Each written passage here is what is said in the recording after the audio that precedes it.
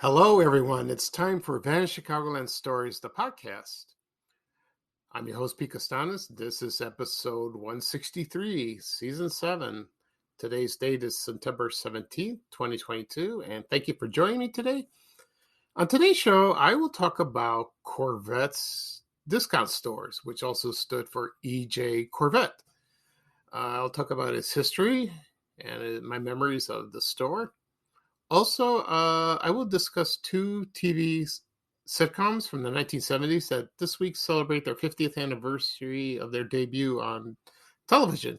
First one is Maude, and the second one is The Bob Newhart Show. And third, I will talk about my very first car that I owned, and that is the 1986 Chevrolet Cavalier. That one's very personal to me, so it's kind of nice. Okay, right now the program will go into a commercial break, and this program is brought to you by La Pizzeria Frozen Pizza. And this commercial is from 1978, so just sit back and enjoy and relax. Thank you, everyone. For the next few seconds, we're going to make your mouth water. It's the best way we know to show you why we named this frozen pizza La Pizzeria. Just look at all that gooey cheese and sauce, like pizzeria pizza, and big hunks of sausage and pepperoni, like pizzeria pizza. So what else could we name it but La Pizzeria? The frozen pizza that's as good as pizza you go out for.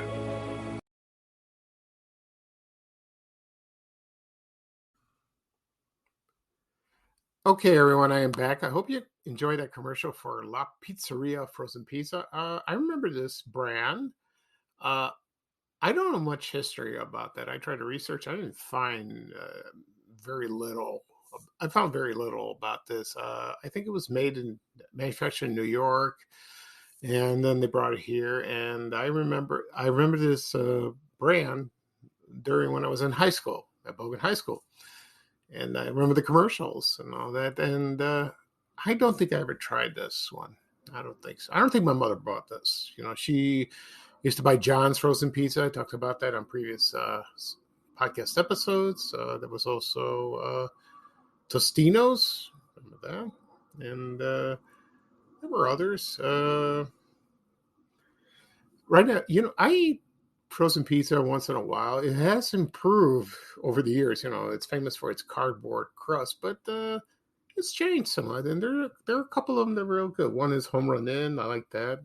If you go to the restaurant, it's awesome. And also Palermo's. That's on 95th Street in Oakland. It's a good pizza. But I bought a frozen one. It was pretty good. And you always have the rising crust and all that. But I still miss John's. I really do. And so do a lot of people in Chicago. Okay. At the beginning of the program, I said I was going to talk about Korvettes discount stores. Also, two sitcoms from the 1970s that celebrate their 50th anniversary this week. Maude and the Bob Newhart Show, excuse me. And I will talk about my first car I ever owned, the 1986 Chevrolet Cavalier. So yeah, this will be fun. Okay, first off, we're going to talk about Korvettes. Okay, and it was called EJ Korvette, also known as Korvettes, and that was a chain of discount department stores. Just like I discussed previously, like, for example, Shoppers World, Tops, also, I can't think of the other, Turnstiles, Zare, and other ones like Kmart. First it was Kresge's, then Kmart, and then there were others that continue. And remember Ames? I'll talk about that someday. And this was founded in 1948 in New York City by two men. And they were veterans of World War II. The first man was Eugene Furkoff, and his friend was Joe Zwillenberg. So that's where they get the E and the J, their first initials of their first names. Now, there's there's this rumor that's going on that it was found by 8 Jewish veterans from the Korean War. That's been circulating around for years, but it's not true. They did not name that. They did not name the store after those guys. I don't know how it started, who started it. That's silly. And it became very successful, and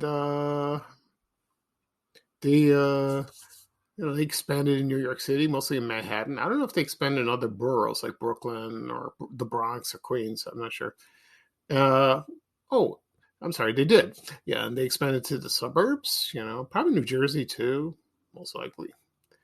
And let's see. And then it did enter in the Chicago market in the early 60s. And let's see. And the first two stores that opened in Chicago, according to the Chicago Tribune, it was in 1963. And one was in Elmhurst at Route 83 and St. Charles Road. And the other one was in Oak Lawn at 87th Street and Cicero. And that replaced a drive-in theater. I forgot the name of the theater because I remember telling you about that. Some people said that it got caught fire, but it was there for a long time. I can't think of it right now. And then there were 4 more stores open. The other one was at Madison at US Route 30 and Crawford Avenue, which is Pulaski. That's what we call. The other one was at Arlington Heights at West Rand Drive and Arlington Heights Road. And the 6th one was in North Riverside at Cermak Road and Harlem Avenue by the mall. Yeah, I don't think it was at the mall. Maybe it was. I'm not sure. So my memory in the 1960s, they what was famous about is their record and auto division, and that's what drive the sales force. Made it business because they had a great record department, and probably radios too, and any listening device, and also they had surveys of what was the top 10, top 40 and all that. So it was that was good. It was very nice. And my memories of this store was at 87th and Cicero. I applied there for a job when I was in high school. Didn't get it. And one famous photo that's floating around the internet and also on Facebook is a picture of Korvettes, and there's a tornado in the background, and that's a famous tornado that there was a lot of destruction in Oakland, Illinois, and that caused a lot of damage, and it's right in the background, and you see that. So it could be, it was Korvettes and Dominic's. I think Dominic's was there at the time, because I used to shop there a lot, and I went once or twice. It was a nice store. They had good merchandise. My mother went there maybe about a couple times because it was out of her way. She did. And then Korvettes, they had some problems and some competition. And then it closed in 1980. And I think in Chicago, they closed, I think, earlier, probably 1979 or something like that, probably when I was in high school. And I think they had a tire store too. I remember seeing ads about that. And so what I said about the 8 Jewish Korean War veterans, that's just an urban legend. I don't know why they said that, because the founder, Eugene Furkoff, he died in June 5th, 2012. He said, no, that was based on the first initial of my first name and my partner's name of his first initial. So it was Eugene and Joe, like that. And so it was funny. But, people miss the store a lot, who lived at that time in the 60s and the 70s. It was a good store. Okay. Next up, I'm going to talk about two TV sitcoms that premiered in this week from the 1970s, 50 years ago. First one was Maude, and the other one was the Bob Newhart Show.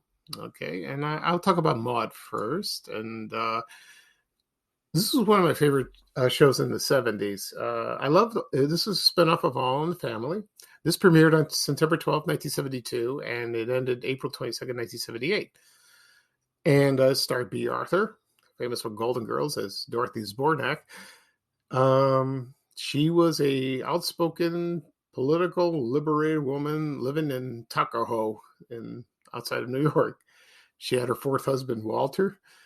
People are fascinated by her marriages. Like who were their husbands. And I remember there was Chester, Barney, and Albert.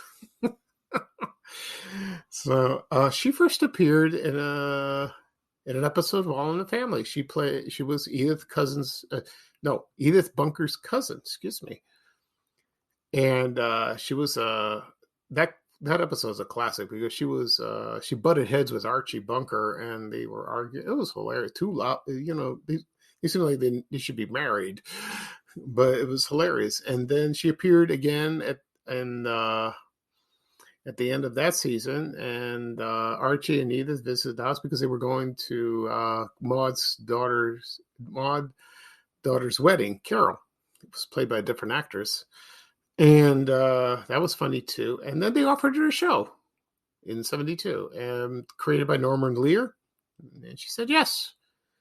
So I remember watching the show. One memory of this show, I was in school. Probably about fourth or fifth grade. And I went to Korvettes Elementary School. This was located at Damon Avenue before we moved to Bellis Hills. There was a priest there. His name was Father Andrew.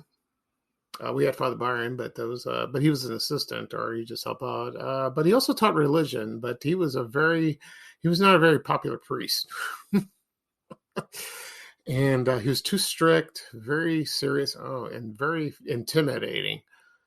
So one day he taught religion in class, and he asked me a question about the Bible, but this was my fault. He told us to study. I didn't think of it. I didn't give it a second thought that he would ask me. But the thing is, I did not study the Bible. He asked me a question, and he goes, "Why didn't you know this? Well, what's wrong with you? What did you do? Did you study?" "Oh, no, I watched Maude." I told the truth. And he was furious. So he sent me to the principal's office, which he was the principal at the time. And some kids were laughing at me. They were making fun. But when you look back, it's hilarious. But I think it was the episode where Maude was doing, I don't know, she pretended to be a bird, and she was Maude Livingston Seagull. That was based on the novel John Livingston Seagull. It was a very popular book at the time. And that was funny, and I've told people over the years about this memory, and it was scary and humiliating, but he didn't stay long. He left, and then we moved to Bellis Hills, and he was gone, and we had another priest. And the show was very controversial. Sometimes they had like B. Arthur was only in one episode. I think it was one where she was she was in a psychiatrist's office, and then she did like a one-woman show, and it was pretty good. That was excellent. I liked that. And they had a good supporting cast. There was Bill Macy, played Walter Finley. Adrienne Barbeau played Carol. Conrad Bain played Arthur Harmon. He went on to be Different Strokes. He played Arnold Jackson's father. Then you have Rue McClanahan. She went to Golden Girls with B. Arthur and Esther Roll, played Florida. And she went on to her own show, Good Times. And then we have Hermione Badley, who played Mrs. Naugatuck. I love Mrs. Naugatuck. She was hilarious. The British accent. But I like Florida better, And then it ran for 6 seasons. Then it went to reruns. I remember it first reran on WGN TV Channel 9 in Chicago, and I watched it a few times, but I didn't watch the entire series. So, and then it went on to, in the 80s, to WGBO Channel 66 in Joliet on the Dome. And then later on, it was released on DVD. I just bought the complete series about a couple months ago, and I watched the entire thing. I watched all the episodes, and I'm glad I did. And it's still hilarious. It's still funny, you know. It was a good show.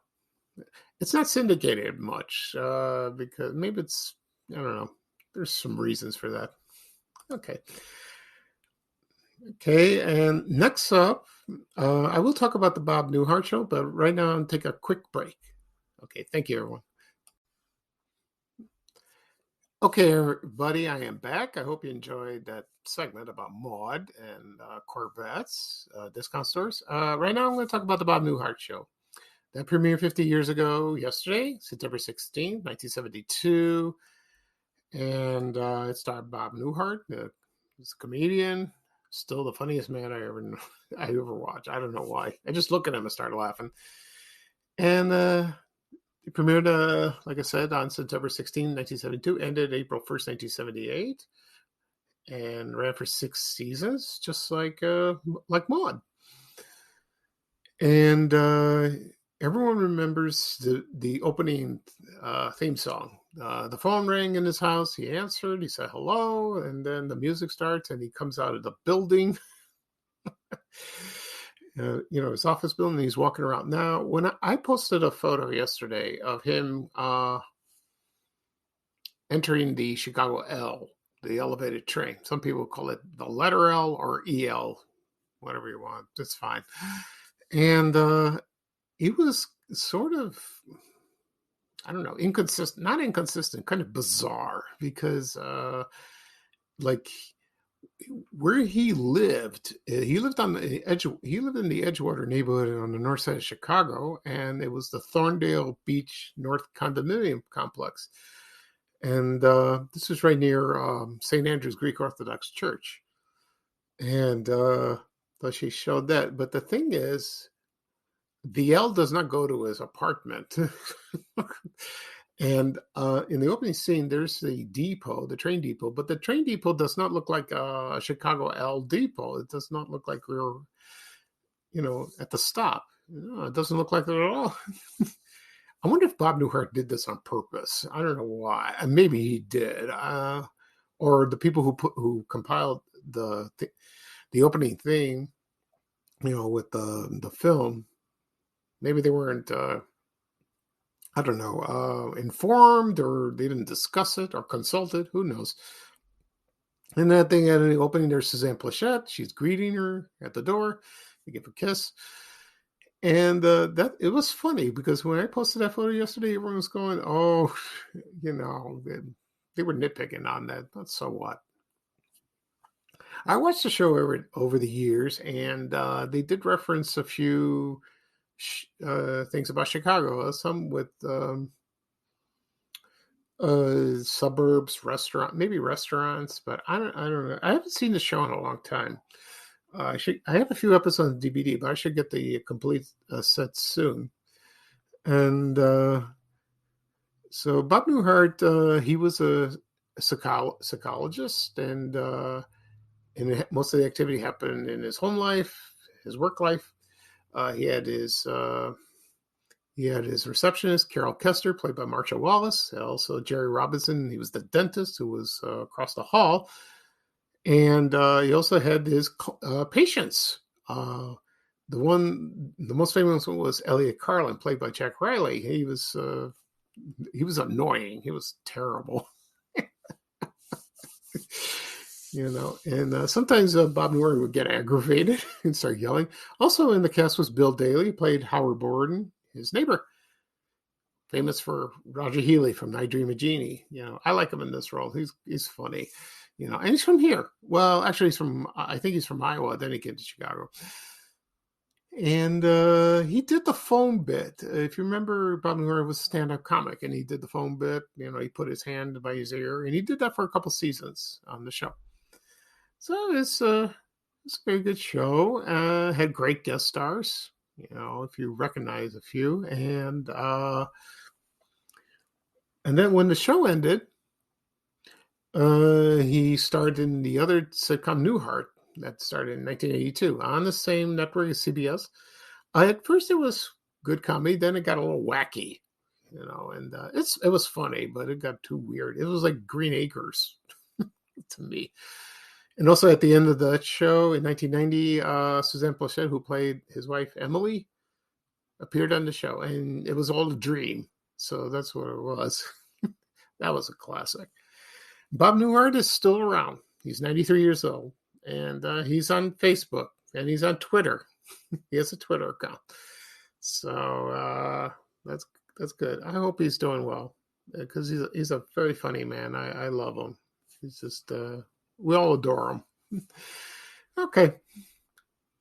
Next up, I'm going to talk about my first car that I ever owned, and that is the Chevrolet Cavalier. It was from 1986. First off, I'm going to play a commercial. And this commercial is from 1986, of course. And it's the Chevrolet Cavalier. And you could tell it's a 1980s commercial from the sound. If you watch the commercial on YouTube, if you do a search, you would see, it oozes 80s. That's how it was. Oh, what a nice time. So here is the commercial for Chevrolet Cavalier. Thank you. You can take off, you can take it all in. You can be the best. You can see it. Blue skies fading tonight. Get home where love is shining bright. Cavalier, America's best-selling car line. The #1 choice for people who know where they're going. Drive today Chevy. Live today Chevy. Cavalier. Okay, everyone, I'm back. I hope you enjoyed the commercial for Chevrolet Cavalier. Let me give you a little, brief history about the car. It was introduced in 1981 from General Motors and ended production in 2005. This replaced the Chevrolet Monza. Do you remember that? Yeah. And then after that, the Cavalier was discontinued. There was the Chevrolet Cobalt. I think that's how you pronounce it. And they were very popular. That particular model was very good. It was a very good car, and it was great driving in the snow. Yeah, I remember driving it. It was very durable like that. Okay, and my memories of this car. So I'm going to start at the beginning. I was graduating from DeVry Institute of Technology in May of 1986. And, I wasn't doing very well at school. So my father promised me, I made a promise to my father. If you finish the school, no matter how well you did or you did crappy, I will get you a car. And it's very understanding, because I was not that a good student, so I did complete my education. Then, I remember we graduated from DeVry Institute, and then we went to the Paragon restaurant on 95th Street, west of Costner, right next to Christ Hospital. That's been torn down since now it's a parking lot. So, during the summer of '86, we went car shopping. And I remember a friend of my mother's mentioned. I wasn't sure which car I wanted to buy because I'm not very familiar with cars. I'm not a car enthusiast. And a friend of my mom suggested, "Why don't you get the Cavalier? I've heard good things about it." And he was right, And so the first dealership we found, I don't know if we went to another one. I think we only went to one. I'm not sure. We went to RZA Chevrolet. That's okay. That was located on Harlem Avenue in Bridgeview, like about 81st Street, and like that. Right now, it's called Advantage, and it was RZA Chevrolet. And we looked around, and there was a Cavalier, and there was a blue one, and it caught my eye. And I said, "Oh, this is gorgeous! I gotta buy this car." And my parents were with me. And they asked me, Pete, did you want this car? And I said, yes. When you see something you like and it's inside you, you know it's for you. It's right for you. You listen to your heart. So we bought it. I don't remember exactly how much I paid back then. And so we came home and celebrated. And I held that car until 1992. So I've had it for about 8 years. And the other day I posted a photo. I found this photo of me and my mother standing in front of it at our old neighborhood. We lived in the Ashburn neighborhood. And when people saw that, they loved that photo. And me with my dark black hair and my 80s glasses. And that was a typical 80s photo. I love that photo. And I have it right next to me. And right after I graduated from DeVry, I was looking for jobs and all that, and I couldn't find anything. So someone got me a job at City Hall. I worked at the Board of Elections. I worked there for, temporarily, and I stayed there until 80, 87, 88. I was there for a couple of years. That was it. And so I looked for a job. I was searching, and then I got hired at Macmillan Publishing up north. And that's when I started commuting with the Chevrolet Cavalier. And I did that for about 2 years. Then my department where I worked relocated downtown. I didn't need to drive anymore. I took the bus. The Orange Line was not ready yet. Not yet. It was building. And then the company moved to Oak Brook. Then I got laid off in 94. And then I was still driving. But by the time we moved to Oak Brook, the car was falling apart. It was too many miles. And then I started buying Toyotas. So the first Toyota I bought is a Corolla from 93. It was candy apple red. Beautiful. And then I bought another Corolla in 2004. It's sand color. And now I bought another Corolla. This is my third one. This one's black, and I bought it last year. And because, I recovered, that was right before I was declared cancer-free. That was a month before. So that's coming up in about next month. That'll be 1 year cancer-free. But the Cavalier was very special because it was my first car. Everyone has a special memory of their first car. And you live with that for the rest of your life, because I liked the Cavalier, too, but I didn't want to buy another American car. I don't know why. I just decided not to. So then when I posted the photo on Facebook and Twitter, there was one person, he still had his. He lived in Lake Geneva, and it looked like in great condition. It looked gorgeous. Oh, it looked beautiful. It really did. So that was special to me. It really was. Okay. That is all for this episode. I will do a quick recap. On this episode, I discussed Korvettes discount stores, also known as EJ Korvette in Chicago. I discussed the 2 sitcoms that premiered this week in Chicago in the 1970s, Maude and the Bob Newhart Show. Also, and last, I talk about the 1986 Chevrolet Cavalier, my first car. Oh, that's nice going down memory lane. Okay, the next episode will be probably Tuesday. We'll see. I'll think of something when I'll talk about this. And then this episode will be published soon. You can listen wherever podcasts are available. Apple Podcasts, Google Podcasts, Spotify, Amazon Music. It'll also be posted on my social media accounts, Facebook, Twitter, also on my YouTube channel. Vanishing Colorado Stories. I've got a lot of inquiries. They want to listen. Where can I listen to this podcast? And you can listen on YouTube. If you can't listen on an app on your phone, if you have trouble with that, just listen to YouTube. Just go on the website, type in Vanishing Colorado Stories, and you will find all the podcast of episodes available right up to now. This is 163, so I got 163 episodes. Feel free to choose one to listen. Help yourself. Okay. So this is your host, Pete Costanas, Vanishing Island Stories. Thank you again for joining me, and everyone have a wonderful day. It's going to be a nice weekend in September. And here's Ray Werner saying bye-bye for now with a little traveling music, and here's bye-bye from me. Take care, everyone. So long. We have to go. Bye, bye, bye.